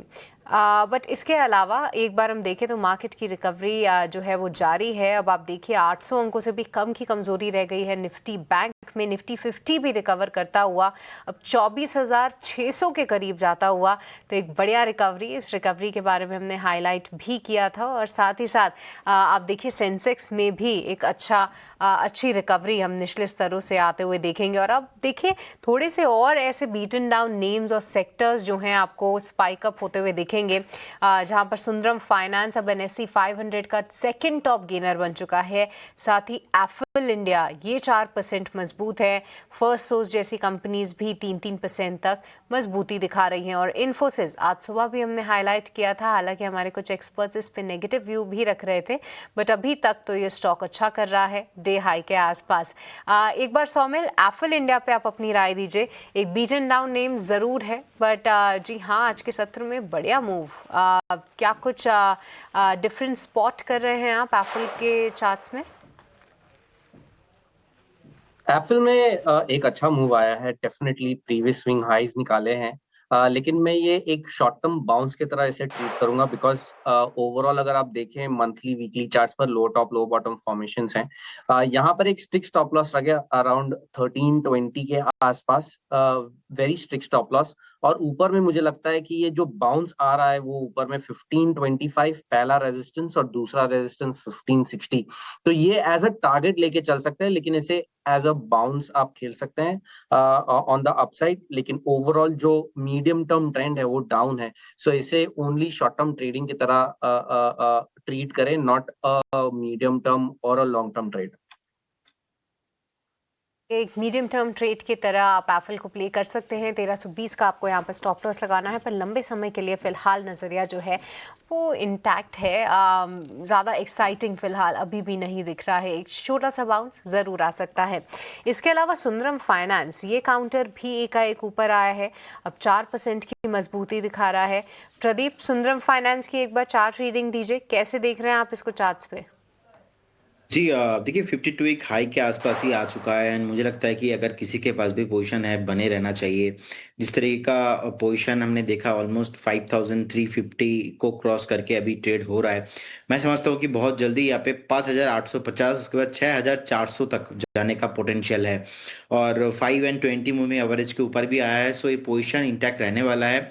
और 6,400 के लिए आप एक बार होल्ड करके जाइए, 2 हफ्ते के लिए वेट करके जाइए, आपको 6,400 500 तक भी आपको आते हुए दिखाई देंगे। ठीक है, 6,400 6,500 तक के लेवल्स भी एंटिसिपेटेड हैं। 2 हफ्ते होल्ड करने की राय इस वक्त प्रदीप हल्दर की तरफ से। 5527 के लेवल्स पर 4.5% की तेजी इस वक्त यहां हम देख रहे हैं। लेकिन इस बीच अमोल, जहां हर सेक्टर में आज बिकवाली है, थोड़ी बहुत मोमेंटम आईटी सेक्टर में है और उसके साथ साथ फार्मा तेजी नहीं दिखा रहा है, बट एटलीस्ट कुछ तमाम काउंटर्स है फार्मा सेक्टर से जुड़े जो कि अच्छी तेजी का रुझान दिखा रहे हैं। एबिट इंडिया के स्टॉक को एक बार पुल अप करना चाहेंगे और आपसे एक टेक जानना चाहेंगे। देखिए, फंडामेंटली ट्रिगर पॉइंट्स कई सारे हैं और पॉजिटिव ही हैं। आज के सत्र में ये स्टॉक जो है करीब 3.5 से 4% की तेजी दिखा रहा है। ऑलमोस्ट डेट फ्री है ये company. On a CAGR basis good profit growth करीब 19-20% का सालाना देती है और साथ ही healthy dividend pay out ratio भी है। एबिट इंडिया पर आपकी राय क्या है?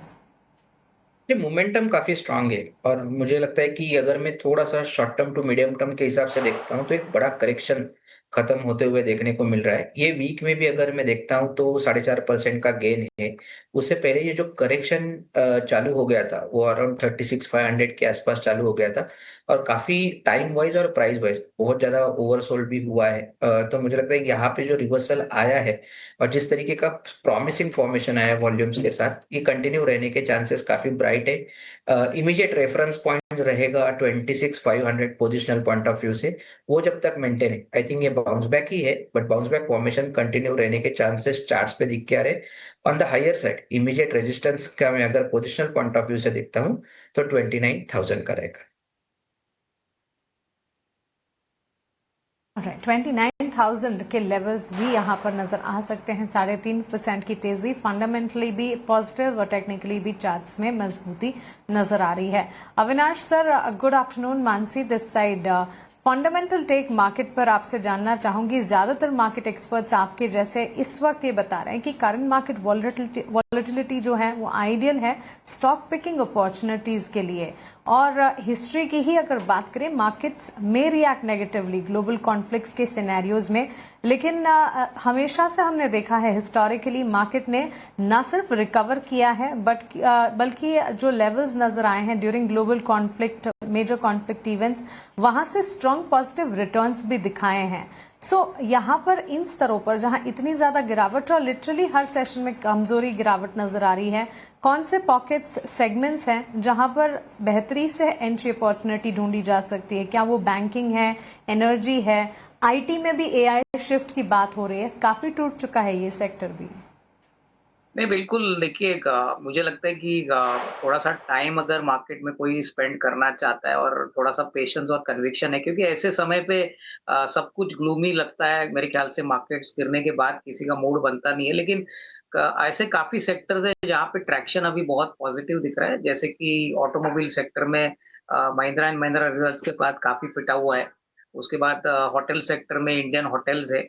अगर मैं अगर कैपिटल गुड्स की भी बात करूं तो एल&टी बहुत बुरी तरह से पिटाया गया। ऑफ कोर्स उनके लिए तो मिडिल ईस्ट में बड़ा एक्सपोजर है, बट 35, 36, 3700 के आसपास अगर ये स्टॉक मिलता है तो मेरे ख्याल से देखिए इस कंपनी में उतना तो दम है कि वो बाउंस बैक भी अच्छी तरह से करेगा। और कहीं ना कहीं मुझे लगता है कि कैपिटल गुड्स में एक्शन कंस्ट्रक्शन नाम की कंपनी है, वो भी एक बहुत अच्छा विकल्प हो सकता है। तो यहाँ पे फोकस करिए। मुझे लगता है कि ऑटो कंपोनेंट स्पेस में जो companies commercial vehicles, two wheelers, tractors को केटर करती है, जैसे कि लुमैक्स इंडस्ट्रीज है, उसके बाद श्रीराम पिस्टन्स है, मुझे लगता है कि इनको कोई दिक्कत होने नहीं वाली है। हालांकि देखिए अभी फ्यूल के प्राइसेस अगर बढ़ते हैं तो थोड़ा बहुत इम्पैक्ट डेफिनेटली इनके ऑपेक्स कॉस्ट में यूजर्स को होगा।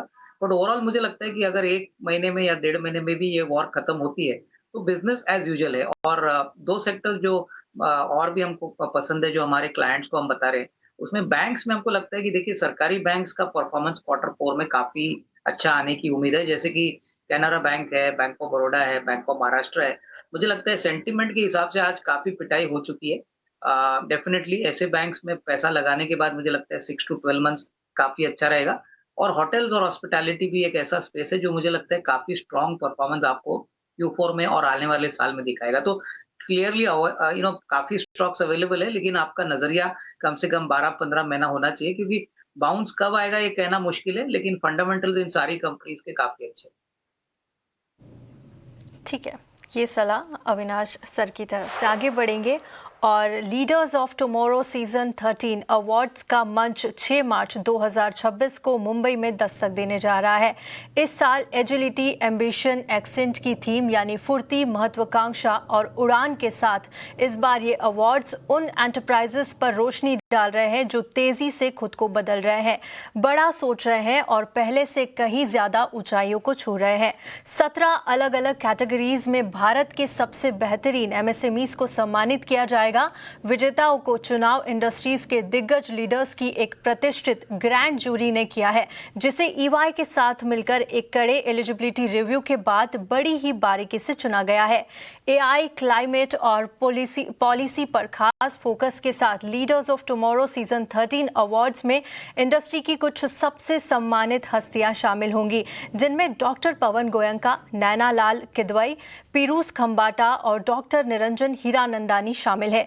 इस शाम की शोभा बढ़ाएंगे हमारे माननीय मुख्य अतिथि लोकसभा सांसद डॉक्टर श्रीकांत शिंदे। आइए देखते हैं इसकी एक खास झलक। For many, the world only makes sense in straight lines. When it bends, this break के बाद आपका स्वागत है क्लोजिंग कॉल्स में। तो जी हाँ, मार्केट में हल्की फुल्की रिकवरी ज़रूर है, पर स्टॉक स्पेसिफिक एक्शन भरपूर है और ऐसे ही कुछ स्टॉक्स ढूंढने की हम कोशिश भी कर रहे हैं हमारे एक्सपर्ट के साथ। सौमिल और साथ ही साथ अविनाश जी हमारे साथ फिलहाल मौजूद हैं।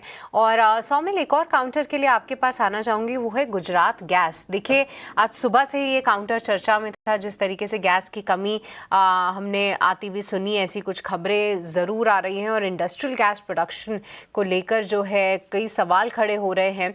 ऐसे में गुजरात गैस फोकस में तो सुबह से ही था, बट पिछले 10 मिनटों में एक स्पाइक आता हुआ दिख रहा है। अब 4% की तेजी गुजरात गैस फिलहाल दिखा रहा है और मुझे लग रहा है बड़े वॉल्यूम्स के साथ जो है ये मूव आ रहा है। सौमिल, आपकी रीडिंग और इसको पोजिशनली आप कैसे देख रहे हैं? गुजरात गैस में अगर आप देखें, in the last few months lower top low bottom formations है, लेकिन इन द लास्ट एक महीने के अंदर बहुत अच्छा कंसोलिडेशन हुआ है।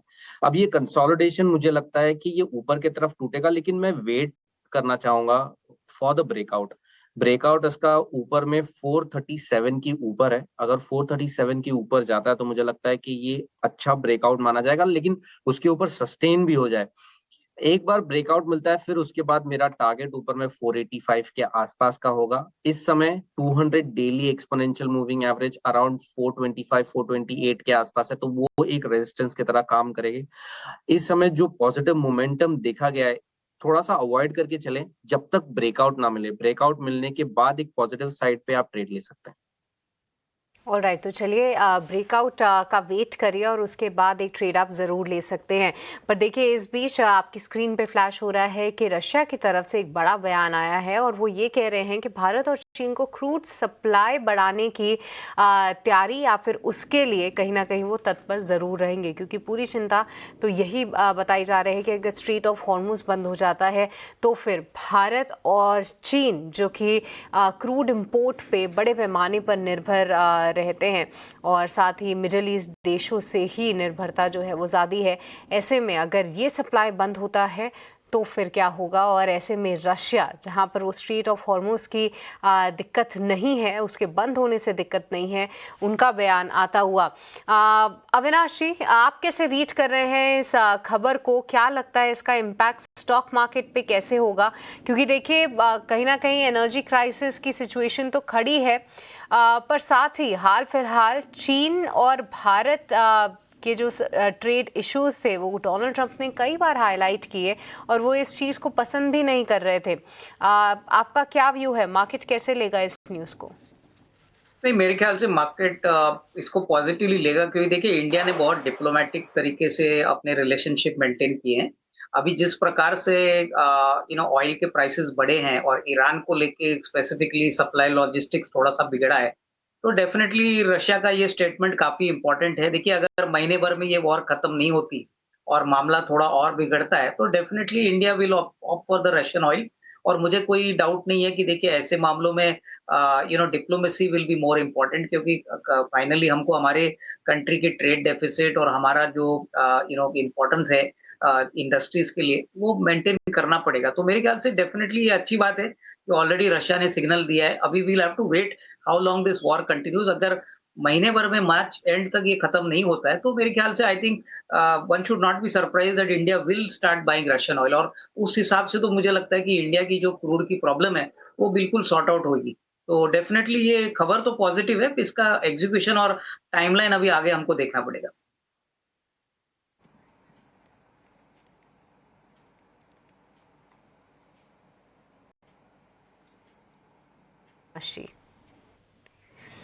पर चलिए कुछ और काउंटर्स पर नज़र ज़रूर डालते हैं, जहां पर यूनाइटेड ब्रीवरीज ये काउंटर भी जो है आज सुबह से ही काफ़ी अच्छे मोमेंटम दिखा रहा है और सौमिल मैं देख पा रही हूँ फिलहाल डे हाई पे आता हुआ। और इंटरेस्टिंगली इस मार्केट की पूरी करेक्शन में बहुत ज़्यादा पार्टिसिपेट भी नहीं किया इसने। क्या यूनाइटेड ब्रीवरीज इन स्तरों पर अच्छा लग रहा है Saumil? In the short term yes, मुझे लगता है कि यहाँ पे एक स्ट्रिक्ट स्टॉप लॉस रख सकते हैं अराउंड 1558 के आसपास, आज के लो के आसपास एक स्टॉप लॉस रख के ऊपर में पहला टारगेट 1660 और दूसरा target 200 daily exponential moving average के वहां पर जो है 1740। अब यहाँ पे एक फ्लैग पैटर्न बन रहा है taking support at 20 and 40 daily moving average. ये फ्लैग मैं समझता हूँ कि ऊपर की तरफ टूटेगा, प्रियम कर रहा हूँ, और ये मुझे लगता है ऊपर की तरफ टूटेगा for a target of 1740। Okay 1740 तक के टारगेट्स एक्सपेक्टेड यूनाइटेड ब्रूवरीज में। 1616 के लेवल्स 1.5 से 2% की तेजी यहां पर इस वक्त नजर आ रही है। हरे निशान के साथ कामकाज फिलहाल देखने को मिल रहा है। इस वक्त बाजार की चाल अगर आप देखेंगे लार्जली हम देख रहे हैं स्टॉक वाइज निफ्टी के मेजर कॉन्स्टिट्यूएंट्स है वहां से कमजोरी है। Bhartiya Airtel, Infosys, Coal India, Tech Mahindra to name a few जो कि इस वक्त मार्केट को थोड़ा बहुत मोमेंटम दे जा रहे हैं। On the flip side L and T, एम&एम, ICICI bank, SBI, axis bank जैसे काउंटर्स हैं जहां से बिकवाली हावी होती हुई नजर आ रही है। सेक्टर स्पेसिफिक बाजार की चाल को अगर समझने की कोशिश करेंगे, सिर्फ आईटी सेक्टर में आज हम मोमेंटम देख रहे हैं थोड़ा बहुत, वो भी इन्फोसिस, परसिस्टेंट, कोफोर्ज, एम्फासिस, टेक महिंद्रा जैसे काउंटर्स से। इसके अलावा pharma, FMCG, mid select, financial services, energy, auto, real estate, metal, in this order हम देख रहे हैं बिकवाली हावी होती हुई ज्यादा से ज्यादा असेंडिंग टू डिसेंडिंग ऑर्डर, यानी कि सबसे ज्यादा गिरावट जो है इस वक्त मेटल स्पेस में नजर आ रही है। Avinash sir, middle east exposure की बात हम कर रहे थे अभी थोड़ी देर पहले, और ऐसे में कई सारे स्टॉक्स हैं जो कि मिडिल ईस्ट एक्सपोजर के चलते इस वक्त कुछ हद तक कंसर्न्स झेल रहे हैं। थोड़ी देर पहले एल&टी का भी जिक्र हमने किया और एल&टी के स्टॉक प्राइस में भी इन डाउन ट्रेंड्स में कितने मौके बन रहे हैं इस पर बातचीत हमने करी। ठीक वैसे ही केईसी इंटरनेशनल में भी मिडिल ईस्ट एक्सपोजर की अगर बात करें, सऊदी अरेबिया, यूएई, ओमान की ग्रोथ ड्राइवर्स है इनके लिए, और कंपनी हम देखते हैं आए दिन ऑर्डर्स भी लगातार हासिल करती है। Third international pipeline laying order इसे मिडिल ईस्ट से ही मिला है। हालांकि oil and gas vertical strategically focus कर रही है एक्सपैंड करने के लिए कंपनी इन मिडिल ईस्ट, लेकिन इस वक्त जो कंसर्न्स हैं इन्हें ध्यान में रखते हुए केईसी इंटरनेशनल पर आपकी राय क्या होगी, या fundamental tech middle east related segments पर अगर कोई बनता है तो आप बताइएगा जरूर। नहीं, बिल्कुल देखिए शॉर्ट टर्म में तो केसी इंटरनेशनल अंडर परफॉर्म करेगा, क्योंकि जिस प्रकार का माहौल है, जितना डैमेज मिडिल ईस्ट को होता है उतना ऑर्डर कैंसलेशन और ऑर्डर का इम्प्लीमेंटेशन के लिए इनके लिए दिक्कत रहेगी। लेकिन एक बात मैं बता दूं कि देखिए अगर ये शॉर्ट टर्म प्रॉब्लम है, अगर 1-2 महीने में ये सॉर्ट आउट होता है तो मेरे ख्याल से केसी इंटरनेशनल ऊपरी लेवल से काफी टूटा है। इनकी ऑर्डर बुक भी बहुत अच्छी है, करीबन 1.5-2 साल की ऑर्डर बुक है। ये इंडिया में भी काफी बड़ा काम करते हैं, मेरे ख्याल से रेलवेज में भी काफी बिजनेस इनको मिला है। तो कहीं ना कहीं मुझे लगता है कि देखिए ऐसे टाइम पे ही आपको ऐसा स्टॉक ऐसे लोअर वैल्यूएशन बैंड पे मिलेगा। तो मेरे ख्याल से जिनके पास है वो होल्ड करे, जो थोड़ा सा रिस्क एपिटाइट ज्यादा रखते हैं और जो एज्यूम करते हैं कि 1-2 महीने में ये वॉर खत्म हो जाएगी, मेरे ख्याल से देखिए इतना भी भारी नुकसान नहीं होगा, क्योंकि ऑलरेडी 9 महीने का नंबर काफी अच्छा है। चौथी तिमाही में हो सकता है कि थोड़ा सा एग्जीक्यूशन के लिए दिक्कत हो, बट मुझे लगता है कि सब कुछ डिपेंड करता है कि जियोपॉलिटिकल कंडीशंस कब सेटल होते हैं। अगर ये लंबा वॉर चलेगा तो डेफिनेटली इनके लिए दिक्कतें बढ़ेगी, बट मुझे लगता है कि एज ऑफ नाउ इतना भी कोई घबराने की बात नहीं है, क्योंकि मुझे लगता है कि 1-8 महीने में अगर खत्म होता है वॉर तो उसके बाद आई थिंक रन रेट और जो री रेटिंग होगी स्टॉक की वो काफी सिग्निफिकेंट होगी। तो मेरे ख्याल से इवेंट अनफोल्ड होने दीजिए, उसके बाद मेरे ख्याल से fresh buying can be considered, but जिनके पास है वो होल्ड करें। जी बिल्कुल Avinash sir, thanks for that insight. On that note एक छोटे से ब्रेक के लिए हम रुक रहे हैं, ब्रेक के उस पार चर्चा जारी रहेगी, आप बने रहें।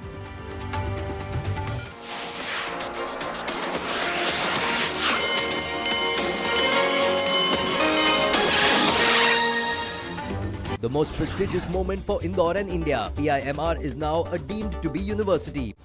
In association with SBI, the banker to every... बात कर लेते हैं जो लगातार तेजी की रफ्तार दिखा रहा है चौतरफा, जहां बाजार में गिरावट है वहीं तेजस नेटवर्क की हम बात कर रहे हैं। देखिए तूफानी रफ्तार इस शेयर में जारी है, पिछले 5 दिनों में 48% की दौड़ लगा चुका है। इसमें तेजी के क्या बड़े ट्रिगर्स हैं, एक बार समझ लेते हैं हमारे सहयोगी रविंद्र से।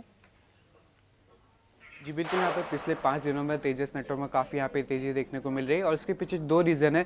यहाँ पे सबसे पहला रीज़न यहाँ पे कंपनी ने जो है रिसेंटली कल ही अनाउंस किया है कि कंपनी ने अपना next generation versatile optical transfer product है वो लॉन्च किया है और ये प्रोडक्ट स्पेशली डिज़ाइन किया गया है ताकि दुनिया भर में जो डेटा सेंटर की जो डिमांड जो बढ़ रही है terabyte scale data centre interconnection demand को मीट किया जा सके और लेटेस्ट DSP यानी डिजिटल सिग्नल प्रोसेसर और एडवांस चिपसेट से पावर ये प्रोडक्ट जो है उन ऑपरेटर्स और एंटरप्राइजेस के लिए इंजीनियर्ड है जो extremely capacity carrier grade reliability और best in class energy efficiency demand करते हैं। लेकिन DCI है क्या? DCI एक प्लेटफॉर्म है जो कि एक ऑप्टिकल ट्रांसफर प्रोडक्ट है और नया platform terabit scale data transfer को जो है सपोर्ट करेगा और नई प्लेटफॉर्म से डेटा सेंटर कनेक्टिविटी की ज़रूरत को जो है पूरी करेगा।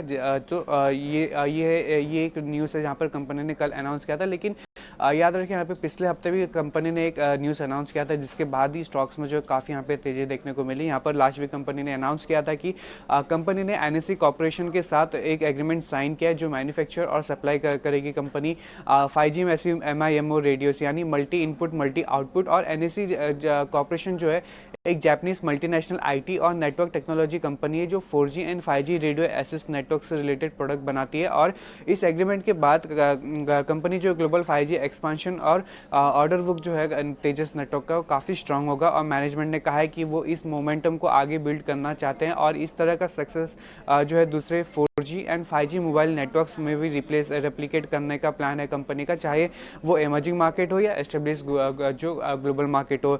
सो इन 2 रीज़न की वजह से यहाँ पे तेजस नेटवर्क में पिछले एक हफ्ते में जो है 48 से 50% की यहाँ पे तेजी देखने को मिली है और एक महीने में जो 41% और हालांकि 6 महीने और 1 साल में जो यहाँ पे स्टॉक्स में गिरावट देखने को मिली है। शुक्रिया रविंदर आपका इस पूरी जानकारी के लिए। और चलिए एक राय भी ले लेते हैं। सोमिल, तेजस नेटवर्क्स देखिए शानदार तेजी नजर आ रही लगातार पिछले 5 दिनों में, जहां पूरे बाजार में बिकवाली हावी थी, हर सेक्टर हर शेयर में गिरावट दिख रही थी, वहीं तेजस नेटवर्क लगातार नए रिकॉर्ड्स बना रहा है और 48% तक के रिटर्न पिछले 5 दिनों में दिखा दिए हैं। इसके पीछे के कारण भी है, यहाँ पर data centre interconnect platform launch किया और उसके बाद से एक शानदार तेजी नजर आ रही है। आप किस तरह से देख रहे हैं आगे के चार्ट्स और कितनी कन्विंसिंग लग रही है ये रैली तेजस नेटवर्क की? एट दिस पॉइंट हमने बहुत अच्छी रैली ऑलरेडी देख चुके हैं। From the bottoms of around 300-315 के आसपास से ये रैली शुरू हुई और ऊपर में 525 तक हमने ऊपर के हाईज देखे।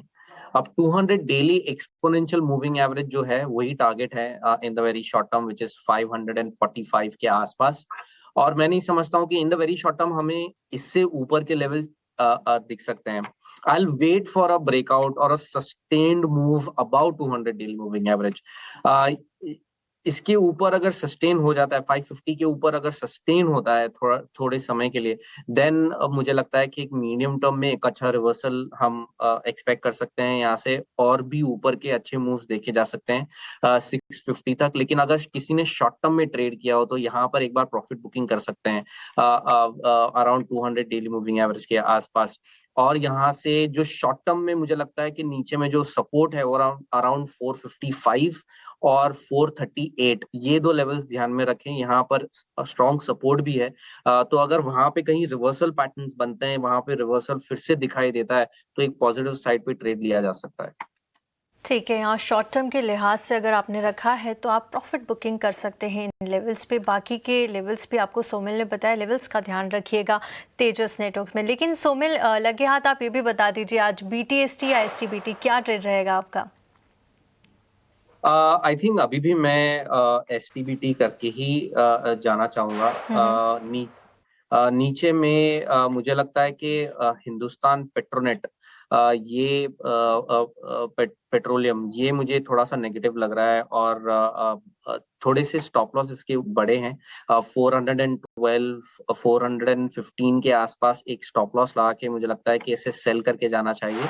नीचे में मेरे टारगेट्स 390 का पहला टारगेट होगा और दूसरा टारगेट 375 का होगा, तो ये एक सेल ट्रेड में लेके जाना चाहूंगा। ऑल राइट, तो चलिए HPCL यहाँ पर रखेंगे नज़र। आज के सत्र में तो लगभग 5% की फिलहाल गिरावट दिखा रहा है ये पर्टिकुलर काउंटर, और तमाम ऑयल एंड गैस जैसे स्टॉक्स ही जो हैं प्रेशर में है। पर आप देख पा रहे हैं कि ऑटो काउंटर्स पे फिर से प्रेशर है। और सौमिल, एक बार टाटा मोटर्स PV पर अपनी राय दीजिए, क्योंकि देखिए 350 से लेकर 390 तक की ही चाल ये काउंटर ने भरी थी और फिर से जो है एक बार गिरावट का शिकार हो रहा है। हाल फिलहाल देखिए डोमेस्टिक मार्केट में काफ़ी अच्छा प्रदर्शन रहा है, मार्केट शेयर गेन कर रहे हैं, आंकड़े अच्छे हैं। फिर भी ये देखिए जो बीटन डाउन नेम्स होते हैं, मार्केट बिल्कुल भी अपने मौके नहीं गंवाता है उन सभी स्टॉक्स को पनिश करने में। एक बार फिर क्या रीडिंग रख रहे हैं टाटा मोटर्स PV पे? Absolutely, I am with the idea कि जो स्टॉक्स वीक है वो स्टॉक्स पे गिरते हुए मार्केट में शॉर्ट करने के मौके ढूंढने चाहिए। ये स्टॉक वीक ही है। 200 डेली एक्सपोनेंशियल मूविंग एवरेज के आसपास से एक रेजिस्टेंस लिया 3 ट्रेडिंग सेशन पहले, विच वाज अराउंड 390 के आसपास, और वहीं से ही फिर से एक सेल ऑफ देखने मिला है। नीचे में जो टारगेट्स हैं, अब अगेन 335 330 के आसपास के ये टारगेट्स हैं, और मुझे लगता है कि ये डाउन ट्रेंड कंटिन्यू रहेगा इस समय। In the very short term, in fact even in the medium term outlook view negative रहेगा, और यहाँ से मेरे टारगेट्स इस समय 330 के रहेंगे। तो 330 के टारगेट्स जो हैं दिखा सकता है टाटा मोटर्स PV डिवीजन। जी हाँ, स्टॉक में एक भारी गिरावट आज के सत्र में देखिए कोई ऐसा सिग्निफिकेंट न्यूज़ फ्लो भी नहीं है कि 5% करेक्ट हो चुका है ये काउंटर, और रिकवरी के भी कोई भी संकेत नहीं है। पर चलिए आगे बढ़ते हैं और फार्मा पैक से कुछ एक काउंटर्स जो हैं लगातार बज़ कर रहे हैं। हमारे कई सारे एक्सपर्ट्स को भी पसंद आ रहे हैं फार्मा काउंटर्स। पर अविनाश जी, क्या फार्मा अभी ऐसे मार्केट के मूड और माहौल को समझते हुए क्या एक सेफर बेट माना जाएगा, और उनमें से भी आपकी प्रेफर्ड बेट्स कौन सी रहेंगी? आई थिंक फार्मा डेफिनेटली एक डिफेंसिव पैक माना जाएगा, क्योंकि मार्केट की वोलेटिलिटी बहुत ज्यादा है और ऐसे टाइम पे इन्वेस्टर्स अपना कैपिटल प्रोटेक्ट करना चाहेंगे, वो पहली प्रायोरिटी रहेगी। तो यहाँ पे ऑरिबिंदो फार्मा, उसके बाद सन फार्मा, उसके बाद लुपिन, मुझे लगता है कि जो भी लार्ज कंपनीज है जो यूएस मार्केट्स को एक्सपोर्ट करती है, मुझे लगता है कि देखिए बहुत समय तक कोई यूएस FTA रिलेटेड इशू भी आया नहीं है। और ओवरऑल Q3 के नंबर्स अगर हम देखें तो लुपिन ने काफी स्टैंड आउट परफॉर्मेंस दिया था। तो मेरे ख्याल से देखिए ऐसे बाजार में थोड़ा थोड़ा करके फार्मा में एक्सपोजर बढ़ाना चाहिए। हालांकि देखिए ये कोई शॉर्ट टर्म कॉल नहीं है, अगले 8 से 12 महीने का भी व्यू अगर पूछे तो मुझे लगता है कि definitely earnings will be much better than last year. So I think large cap IT pharma में ही फोकस करिए, क्योंकि यहाँ पे वोलेटिलिटी लेस है और मुझे लगता है कि यहाँ पे कोई दिक्कत अभी टैरिफ की नहीं है। मेरे ख्याल से यहाँ पे भी लाइफ सेविंग ड्रग्स और काफी ऐसे प्रोडक्ट्स इंडियन कंपनीज यूएस को एक्सपोर्ट करती है, तो उसका फायदा डेफिनेटली उनको वॉल्यूम और वैल्यू में मिलेगा। ठीक है, यहाँ पर लार्ज कैप फार्मा शेयरों पर आप फोकस कर सकते हैं, ये सलाह अविनाश जी की। लेकिन आज देखिए 52 वीक लोस के जो शेयर्स हैं उनकी भी बात कर लेते हैं। आइनोक्स विंड, एरेडा और IEX। हम रेन्यूएबल और सोलर सेक्टर की बात कर रहे हैं। देखिए लगातार यहाँ पर सरकार भी अब रैपिडली रेन्यूएबल एनर्जी को पुश कर रही है और 2030 तक टारगेट्स भी दिया है 500 गीगावाट नॉन फिजिल कैपेसिटी का, और जिसमें से 50% तक इंस्टॉल भी कर चुकी है। अविनाश जी, लगातार हम देख रहे हैं कि आइनोक्स और एरेडा तो लगातार डाउन ट्रेंड में बना हुआ है, 52 वीक लो पर आज ये ट्रेड कर रहे हैं। ओवरऑल इस सेक्टर पर आपका क्या नजरिया है? जिस तरह की जियोपॉलिटिकल टेंशन बढ़ रही है तो उसके चलते अब सरकार का फोकस और ज्यादा होगा इंडिजिनस और रिन्यूएबल एनर्जी को लेकर। क्या सेक्टर पर सलाह रहेगी आपकी? नहीं, मेरे ख्याल से देखिए लॉन्गर टर्म में अभी भी मौके बहुत है कि हेडरूम और ग्रोथ के लिए। इरेडा मुझे याद है जब पब्लिक इशू आया था तभी काफी पॉपुलर और काफी तेजी वाला स्टॉक था।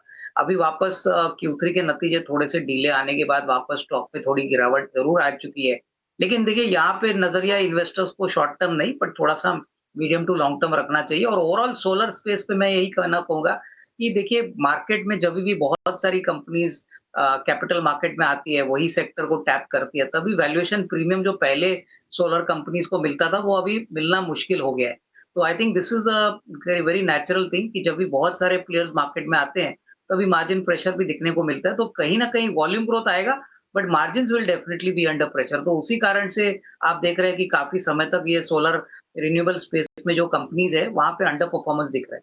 तो आई थिंक ये मामला वैसे की वैसे ही रहेगा, बट ओवरऑल लॉन्गर टर्म में डेफिनेटली पैसा अच्छा बनेगा। शॉर्ट टर्म में हो सकता है ये वोलेटिलिटी चलती रहेगी।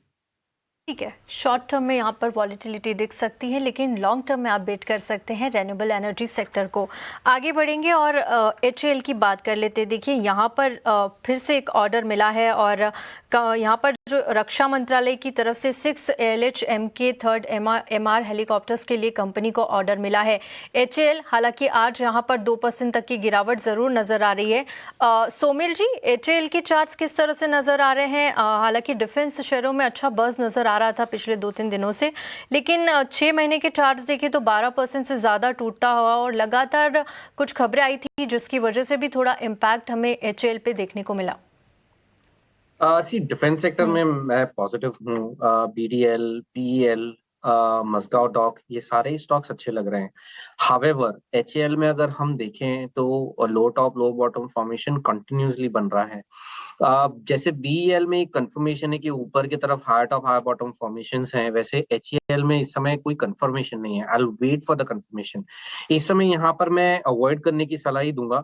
ऊपर में अगर ये 4000 के ऊपर सस्टेन हो जाता है तो मुझे लगता है कि एक बार फिर से रिविजिट करके इसे बाइंग साइड पर देखना चाहिए, लेकिन I will wait for a breakout above 4000 levels. 4000 के ऊपर एक ब्रेकआउट का वेट जरूर करें। HAL में फिलहाल 2% की कमजोरी। अब देखिए जितनी भी वॉर टाइप सिचुएशन सामने आ रही हैं, या तो बैलिस्टिक मिसाइल्स या फिर ड्रोन के ज़रिए लड़ी जा रही हैं, और HAL में इतना एक्साइटमेंट फ़िलहाल इन स्तरों पे नहीं दिख रहा है। हालांकि ऑर्डर विन और ऑर्डर बुक जो है वो काफ़ी मजबूत है इन स्तरों पर भी। कुछ एक और काउंटर्स क्विकली डिस्कस कर लेते हैं, और उसमें से आज जितने भी कैप गुड कंपनीज़ हैं उनमें भारी पिटाई हुई है। आप देखिए L&T तो एक वो स्पेशल केस है ही, जिनका मिडिल ईस्ट से जो है ऑर्डर बुक काफ़ी बड़ा आता है। बट क्विकली एक बार सौमिल, आप कमिंस या फिर सीमेंस देखें, हाल फिलहाल ये थोड़े बहुत काउंटर्स मोमेंटम ज़रूर पकड़ रहे थे, बट फिर से बिकवाली का शिकार हो रहे हैं। क्या सीमेंस और कमिंस यहाँ पर कोई शॉर्टिंग की opportunity? I don't want to go short on Cummins for sure. Siemens, just give me a second.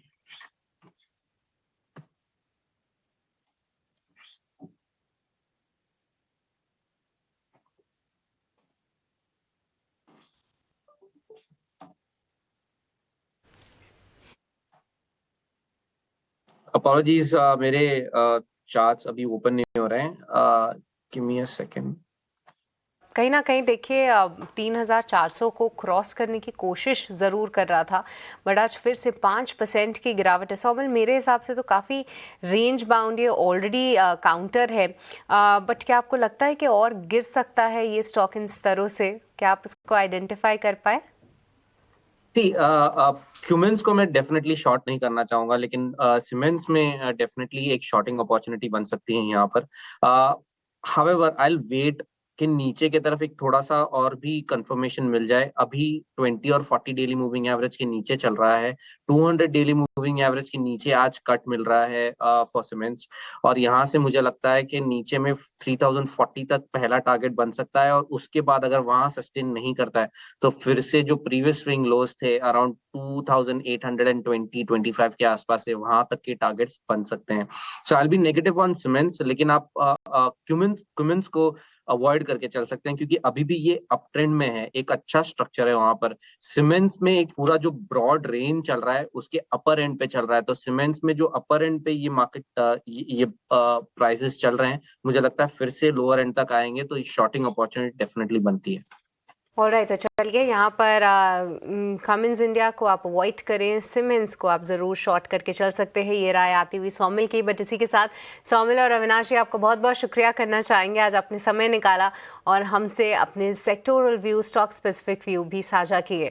पर चलिए मार्केट क्लोजिंग की तरफ बढ़ते हैं और आज पूरा दिन ही हमने गिरावट भरा देखा। बट अच्छी बात यह है कि बहुत ही हल्की सी रिकवरी निचले स्तरों से हमने एटलीस्ट देखी, तो क्योंकि बाकी कई सारे अन्य ग्लोबल मार्केट्स आज के दिन में रहे, जहाँ पर आप थाईलैंड के मार्केट्स की बात कर लीजिए या फिर कोरिया के मार्केट्स, वहाँ तो लोअर सर्किट लगते हुए दिखे। तो बहुत बड़े कंसर्न्स कहीं ना कहीं जियोपॉलिटिकल सिचुएशन की तरफ से ग्लोबल मार्केट्स पे आते हुए। पर भारतीय बाजार इस बीच 24,400 के ऊपर बंद होने की तैयारी में। वहीं निफ्टी बैंक भी निचले स्तरों से लगभग 300 अंक सुधरा, अभी 58,700 के ऊपर फिलहाल ट्रेड कर रहा है। इंडिया विक्स में जबरदस्त जंप, आज 22% का उछाल रहा और आगे के लिए इंडिया विक्स कूल ऑफ होता है या नहीं, ये देखना सबसे ज्यादा इंपॉर्टेंट होगा। फिलहाल तो 21 के स्तर के आसपास ही इंडिया विक्स आपको ट्रेड करता हुआ दिखेगा। बहुत ही चुनिंदा काउंटर्स आज रहे जो कि निफ्टी 50 में अपने आपको टॉप गेनिंग पोजीशन में पाते हुए दिखे। भारतीय एयरटेल जी हाँ 2% की तेजी के साथ बंद हो रहा है। वहीं कोल इंडिया, हमने इसका जिक्र कई बार किया, 2% की मजबूती यहाँ पे। और आईटी काउंटर थोड़े से रीबाउंड किए। पहला तो देखिए इनकी ये पूरी सिचुएशन से बहुत ज़्यादा इनका लिंकेज है नहीं, और दूसरा रुपए में जिस तरीके की कमजोरी है वो कहीं ना कहीं बेनिफिट ज़रूर करता हुआ नजर आएगा। बट आज के बिगेस्ट लूजर्स आप यहाँ से नज़र नहीं हटा सकते, वो हैं gas related companies, LNG related companies. Petronet LNG देखिए लगातार आज पूरे दिन ही आप इसमें गिरावट देखी, 10% की गिरावट के साथ बंद होता हुआ। इसी के साथ गेल 6.5% की कमजोरी, और अन्य counters oil and gas space से खास तौर से ओएमसी स्टॉक्स बीपीसीएल, एचपीसीएल में 6-5% की गिरावट रही। अब एक बार क्विकली मेटल काउंटर्स को देख लेते हैं, वहां पर भी तस्वीर जो है वो काफ़ी बुरी थी। अब देखिए टाटा स्टील, जेएसडब्ल्यू स्टील, सेल, ये तमाम काउंटर्स जो हैं काफ़ी गिरावट यहाँ पर दिखाई है उन्होंने, 5 से 8% की गिरावट। बट एल्यूमिनियम स्टॉक्स में से नैल्को चमकता सितारा रहा, लगभग 3% की तेजी यहाँ पर। शुगर शेयरों की मिठास भी आज काफ़ी रही, तमाम काउंटर्स में अच्छा जोश था। एलएनटी और इंडिगो जैसे शेयर्स फिर से आज पिटते हुए नजर आए, और इस मार्केट की बिकवाली में कोई भी ऐसा खेमा नहीं रहा, कुछ ब्रॉडर मार्केट स्पेसेस को छोड़ के जिनमें आज स्टेबिलिटी दिखी। तो चलिए आज फाइनली मार्केट्स बंद हो ही गए। अब देखते हैं कि ओवरनाइट किस तरीके की जियोपॉलिटिकल सिचुएशन बनती है, ग्लोबल मार्केट्स में कितनी रिकवरी होती है और भारतीय बाजार कैसे रिएक्ट करते हैं, सभी पर करेंगे चर्चा। पर फिलहाल मुझे और तृप्ति को दीजिए यहीं पर इजाजत, पर आप कहीं मत जाइएगा, आपकी कल की तैयारी जल्द कराएंगे इस छोटे से ब्रेक के बाद।